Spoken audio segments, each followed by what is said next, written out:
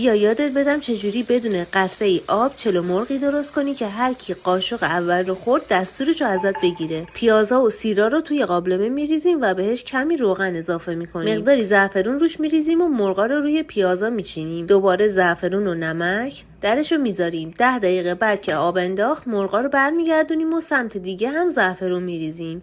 در قابلمه رو میذاریم و اجازه میدیم 1.5 ساعت بپزه تا آبش کشیده شه و پیازها کاراملی شن، مرغا هم سرخ شن. این مرغ انقدر خوشمزه است که حد نداره. به نظرتون باید توی مرغ حتما رب و فلفل دلمه و هویج ریخت تا خوشمزه شه؟